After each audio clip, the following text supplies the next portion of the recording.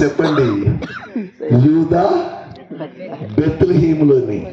యూదయ దేశపు బెత్లెహేమా, నీవు యూదా ప్రధానులలో ఎంత మాత్రమును స్వల్పమైన దానవి, అల్పమైన దానవి కావు. ఆమేన్, హల్లెలూయా. అప్పట్లో మన ఐపీసీకి ఆల్ ఇండియా ప్రెసిడెంట్ పిఎల్ పరంజ్యోతి గారు ఉండేవాడు. ఆయన 70వ సంవత్సరంలో ఒక పుస్తకాన్ని రాశారు. అందరి యొక్క సాక్ష్యాలు అందులో ఉన్నాయి. అప్పుడు ఆయన గురించి, ఈ బైబిల్ యేసయ్య గురించిన మాట ఎలా ఉన్నదో, భారతదేశంలోని అంతర్వేది పాలెమా, నీవు ఎంత మాత్రమును ఆంధ్రప్రదేశ్లో అల్పమైన దానవు కాదు. ఇండియా పెంతెకోస్తు దేవుని సంఘములను పాలించు నాయకులు నీలో నుండి వచ్చును అని చెప్పారు. స్తోత్రం కలుగును గాక. హల్లెలూయా. వాస్తవానికంటే మనం అంతర్వేది పాలెం వెళ్తే తెలుస్తుంది. నర్సాపూర్ రేవు దాటగానే రేవుకి వెళ్ళినప్పుడు ఏమెక్కాలండి? పడవ ఎక్కాల. ఏమెక్కాలి చెప్పండి? పడవ ఎక్కాలి. పడవ ఎక్కితే ఇక పడవ మనల్ని చిన్నప్పుడు ఉయ్యాలు ఊపారు చూడండి. ఉయ్యాలు ఊగారా మీరు? ఇప్పుడు ఊగుతుంది కదా, అట్లా ఉంటుంది అన్నమాట. దేవుని స్తోత్రం. అక్కడి నుంచి మరలా పడవ దిగి అయ్యగారి దగ్గరికి వెళ్ళాలంటే బస్సులో మరి ఇంకొక 20 కిలోమీటర్లు వెళ్ళాలి. ఆ దైవజనుడు వారములో ఈరోజు మద్రాసు వెళ్ళాడంటే రేపు బెంగళూరు వెళ్ళేవాడు. రేపు బెంగళూరు వెళ్ళాడంటే ఎల్లుండి కేరళ వెళ్ళేవాడు. ఆయన ఆ ప్రాయములో మరి అలాంటి, ఇప్పుడు మేము తిరుగుతుంటే మాకు తెలుస్తుంది. ఇప్పటికీ వారం రోజుల నుంచి టూరే టూర్, మాకు రోజు 2 మీటింగ్లు. ఆ రోజుల్లో మరి అలాంటి ప్రయాణ వస్తువులు లేకున్నా కానీ ఆ యొక్క గ్రామాలు పట్టణాలు తిరిగి గొప్ప సేవ చేసినారు దైవజనులు. దేవుని స్తోత్రం కలుగును గాక. హల్లెలూయా. అలాంటి చిన్న గ్రామములో నుండి ఇండియా పెంతెకోస్తు దేవుని సంఘములను దేశాల్లో విదేశాల్లో ఉన్న సంఘాలను కూడా పాలించే కృప ఆ దైవజనునికి దేవుడు అనుగ్రహించినాడు. ఇప్పుడు యేసయ్యను గురించి చెప్దాం. యేసయ్య పుడితే ఎక్కడ పుడతాడు చెప్పాలి, అందరూ చెప్పాలి. బెత్లెహేములోనే పుడతాడని చెప్పండి. ఎక్కడ పుడతాడు? బెత్లెహేములోనే పుడతాడు. దేవుని స్తోత్రం. ఎందుకు యేసు ప్రభు వారు బెత్లెహేములోనే పుట్టాలి? సమరయములో పుట్టకూడదా? లేకపోతే గలిలయలో పుట్టకూడదా? ఎందుకు యేసు ప్రభు వారు బెత్లెహేములోనే పుట్టాలి? నెంబర్ 1, ప్రవచనాలు నెరవేరాలి గనుక ఆయన బెత్లెహేములో పుట్టాడు. ప్రవచనాలు నెరవేర్చుటకే నేను ఈ లోకానికి వచ్చి తిని అని యేసు ప్రభు వారు తెలియజేసినాడు. ఆయన ప్రవచన పురుషుడు కనుక ప్రవచనాలు నెరవేరటానికి ఆయన బెత్లెహేములో పుట్టాడు. రెండవదిగా ఆయన బెత్లెహేములో ఎందుకు పుట్టాడు అని అంటే, గొప్ప రాజు యెరూషలేము సిటీ హేరోదు యొక్క రాజభవనములో పుడతాడేమో అని జ్ఞానులు అక్కడికి వెళ్తే అక్కడ యేసు ప్రభు వారు పుట్టలేదు. ఆయన అల్ప స్వల్ప గ్రామమైన బెత్లెహేములోనే. ఈరోజు ఎవరైతే తమ్మును తాము తగ్గించుకుంటారో వారి హృదయాల్లో యేసు ప్రభు నివాసం చేయాలని, పుట్టాలని కోరుచూ ఉన్నాడు. ఆమేన్, హల్లెలూయా. దేవునికి స్తోత్రం కలుగును గాక. తర్వాత యేసు ప్రభు వారు బెత్లెహేములోనే పుట్టాడంటే బెత్లెహేమును గురించి ఒక మాట ఉన్నది.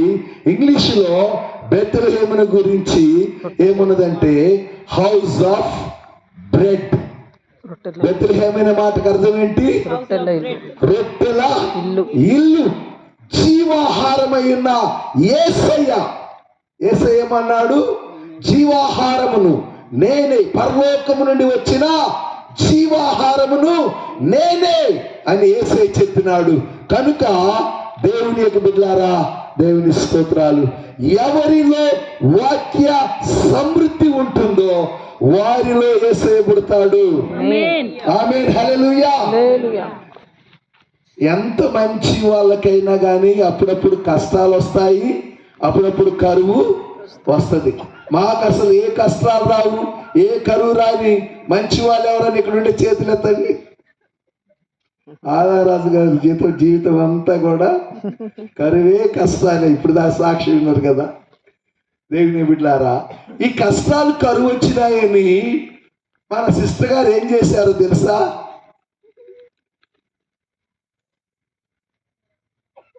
నయన్ సిస్టర్ గారు బెత్లెహేముని విడిచి వాళ్ళ సార్ని, వాళ్ళ బాబుల్ని ఎంట పెట్టుకొని మోయాబుకి వెళ్ళారు. అబ్రహాం కూడా కనాన్లో కరువు వచ్చిందని ఎక్కడికి వెళ్ళాడు? మోయాబుకు, ఐగుప్తుకి వెళ్ళాడు. కరువు అయినా కష్టమైనా మనం ఉన్న దగ్గర గంజో లేకపోతే కారం మెతుకులు తిని మంచిగా ఉండును గాక. ఆమేన్. ఈమె మోయాబుకి వెళ్తే మోయాబులో మొత్తం అంతా పోగొట్టుకున్నారు. మొత్తం భర్తను పోగొట్టుకున్నది, కుమారులను పోగొట్టుకున్నది. ఆఖరికి ఆ ఇంట్లో మిగిలిన వాళ్ళు ఎవరంటే పురుషులు లేరు, కేవలం స్త్రీలే ఉన్నారు. ఇప్పుడు ఆమె అంటుంది కదా, ఇప్పుడు నేను ఇంకా ఇక్కడ ఉంటే నా బ్రతుకు చాలా దుర్భరంగా ఉంటుంది, తిరిగి నేను నా యొక్క బెత్లెహేముకి వెళ్తాను. ఆమె తిరిగి బెత్లెహేముకి వెళ్ళినది. వెళ్ళగానే అందరూ ఏమంటున్నారు తెలుసా? ఊరు వాళ్ళందరూ, మన సిస్టర్ గారు వచ్చారు మళ్ళా మన ఊరు. నయోమి వచ్చావమ్మా అంటే, ఇదిగో మీరు నన్ను నయోమి అనకండి, నా పేరు మారమ్మ అని పిలవండి. నా పేరు చేదు. అసలు నయోమి అంటే మధురం, ఆమె జీవితం ఏమైపోయినది? మోయాబుకి వెళ్ళి చేదైపోయినది. లోకాన శాశ్వతానందమేమియు లేదని చెప్పెను ప్రియుడేసు. లోకాన శాశ్వతానందమేమియు లేదని చెప్పెను ప్రియుడేసు.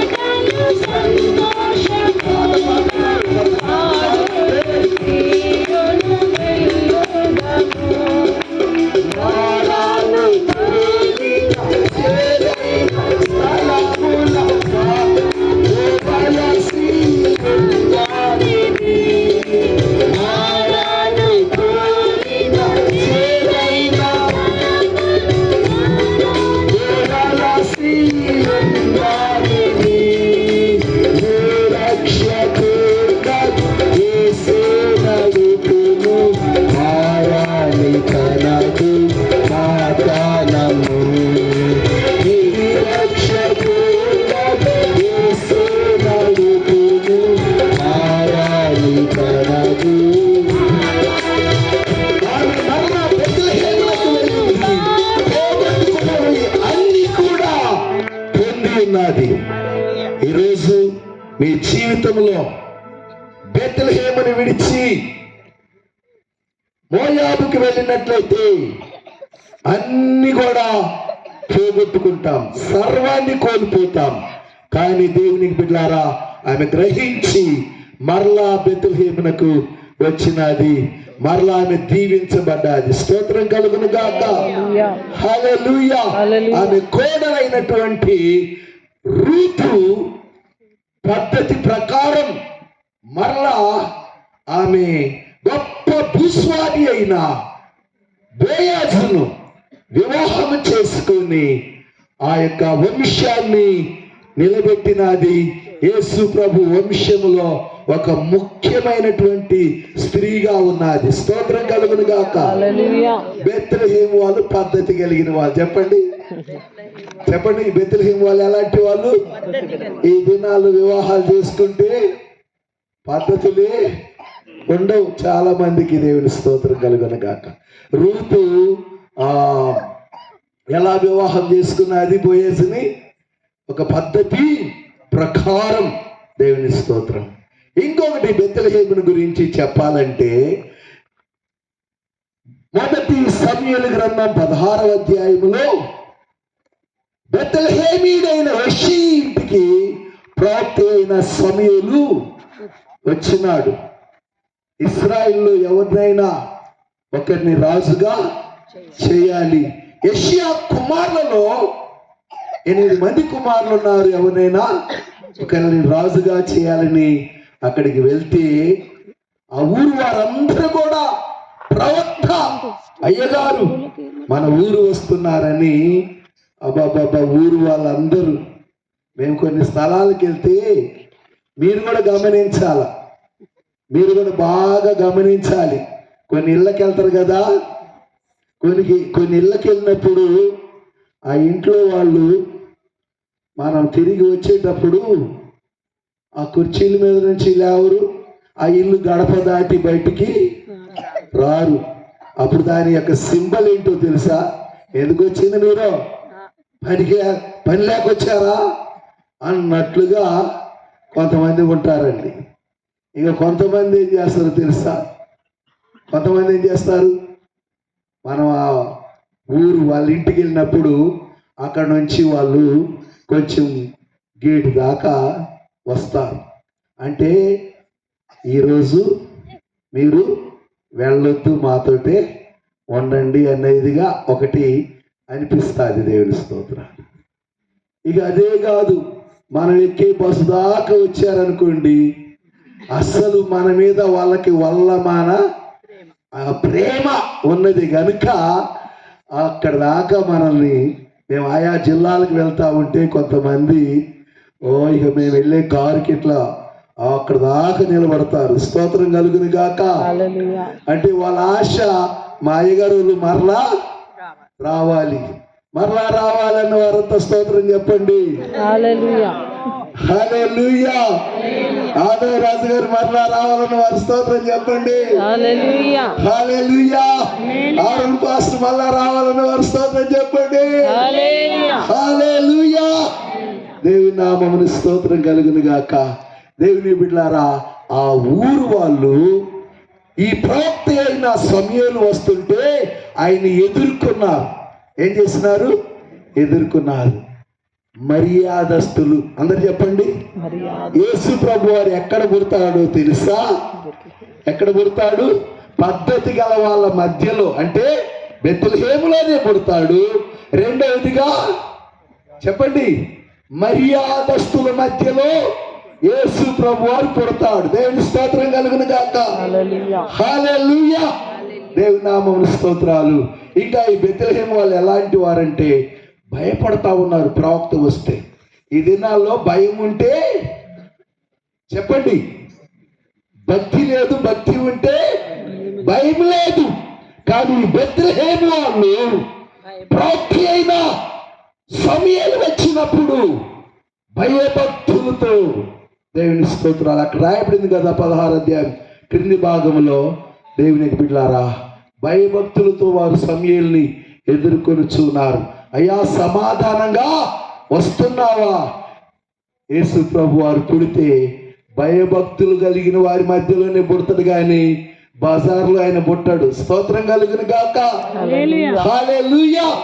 ఈ రాత్రికాల సమయమందు ఆనాడు 2000 సంవత్సరాల క్రితం బెత్లెహేములో జన్మించాడు. కానీ ఎందరైతే ఈరోజు యేసు క్రీస్తుని వారి హృదయాల్లోనికి ఆహ్వానిస్తారో వారి హృదయాల్లో ఉండాలి అని, వారి గృహాల్లో ఉండాలి అని ఆయన ఎంతగానో ఇష్టపడుచు ఉన్నాడు. స్తోత్రం కలుగును గాక. హల్లెలూయా.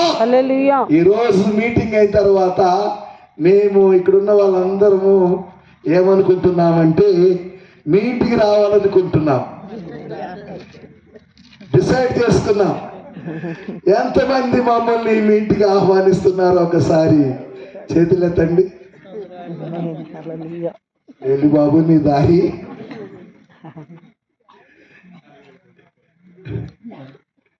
మాకే సరైనటువంటి ఇది లేదు, మళ్ళీ మీరు వస్తే అన్నట్లుగా ఉంటున్నారా?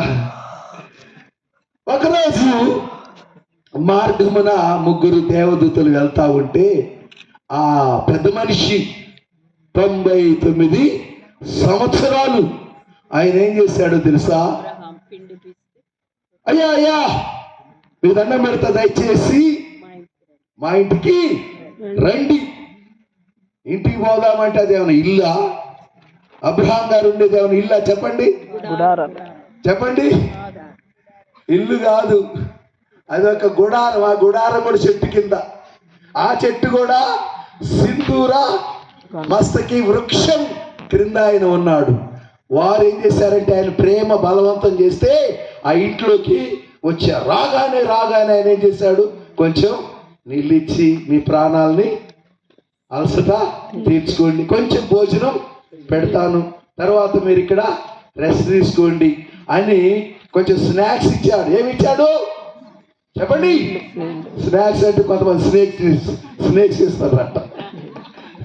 స్నాక్స్, కొన్ని స్నాక్స్ ఇచ్చి అయ్యా నీకు రెస్ట్ తీసుకోండి అని చెప్పి పోయి 5 మానికల పిండి తీసుకెళ్ళి శారమ్మకి ఇచ్చారు. ఆమె వయసు ఎంత? 90 సంవత్సరాలు. ఈ దినాల్లో మనోళ్ళకి ఉన్నటువంటి మంచి బుద్ధి ఏంటంటే, మేము ఆయా స్థలాలకు వెళ్తాం కదా, కుకింగ్ రాదు, బుకింగే, జొమాటో, స్విగ్గీ.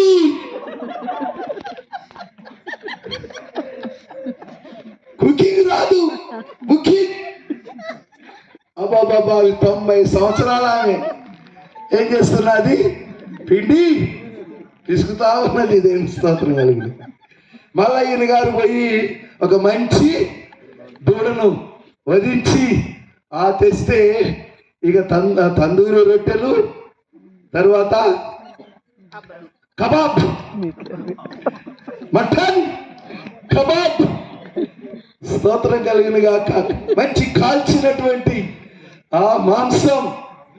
ఇంకంత మాత్రమే కాదండి, పాలు, వెన్న అన్ని తెచ్చి అక్కడ పెడితే వాళ్ళు మంచిగా ఆ చెట్టు కింద, దేవుని స్తోత్రాలు, డాబా హోటల్ పోయిన దానికంటే కూడా ఎక్కువగా వారు మంచిగా తిని పోత మరి మేము వెళ్తున్నాము, ఇన్ని చేసాము, మరి నీ భార్య ఏదంటే ఆమె లోపల ఉండి అన్ని చేస్తుంది. మా సార్ ఒక ఆయన ఉండేవాడు, పాపం ఒకసారి మీటింగ్ పెట్టి అందరినీ సేవకులందరి ఇంటికి భోజనాన్ని పిలిస్తే ఆ అమ్మగారు ఉన్నారు తెలుసారా? ఆ అమ్మగారు మంచిగా ఉంటారు, స్తోత్రం, మంచిగా ఉంటారు. భోజనం పెడితే ఈయన పొద్దున 10 గంటలకు పెట్టిండంటే స్టార్ట్. ఒకరి దగ్గర అమ్మ నువ్వు ఫిష్ చేయి, అమ్మ నువ్వు చికెన్ చేయి అని వాళ్ళకి ఒకటి వీళ్ళకొకటి అప్పగించి ఆఖరికి ఇక డ్రై ఫ్రూట్ హోటల్లో కొన్ని మొత్తం ఒక 20 ఐటమ్స్ తెచ్చి పెట్టాడు. ఈ ఇంట్లో వడ్డించేటప్పుడు ఈ అమ్మగారు వచ్చింది, నాది హోమ్ సైన్స్ అండి. ఏమంటుంది? మీ మొఖం సైన్స్. ఒక్కటి కూడా చేయలేదు.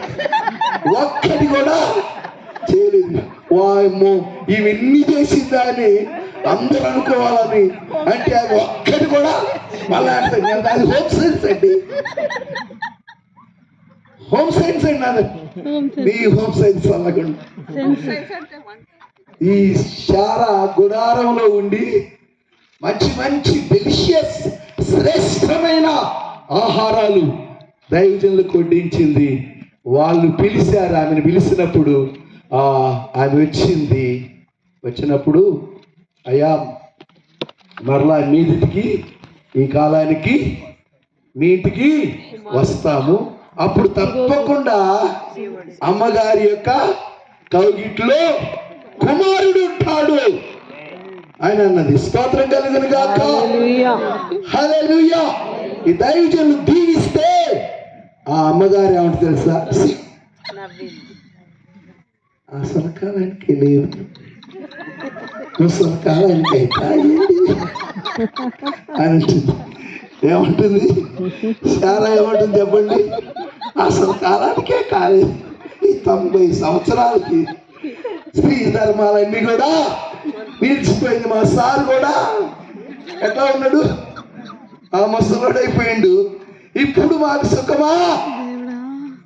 Is there any hard to God? దేవునికి అసాధ్యమైంది ఏదైనా కలదా? ఆయన సర్వశక్తి గల దేవుడు. స్తోత్రం. చిన్న స్థలం దైవజనులకి, దేవుని నామపేట వచ్చిన వారిని చేర్చుకొని వారికి మనం చేసినట్లయితే దేవునికి చేసినట్లే. స్తోత్రం కలుగును గాక. దేవుని నామమున స్తోత్రాలు. కనుక దేవునికి బిడ్డలారా, ఈరోజు క్రిస్మస్ సందర్భముగా ఎంతమంది అయితే మీ గృహాల్లోకి యేసుకి చోటిస్తారో మీ గృహానికి దివ్యమైన వెలుగులు వస్తాయి. హల్లెలూయా, హల్లెలూయా. క్రీస్తు పుట్టెను, హల్లెలూయా. జగమంతా సందడాయను, సర్వలోకానికి సంబరమాయను. ఆమేన్. హల్లెలూయా, హల్లెలూయా. ఉన్నాడా మ్యూజిక్ పాస్టర్? ముగిస్తున్నాను.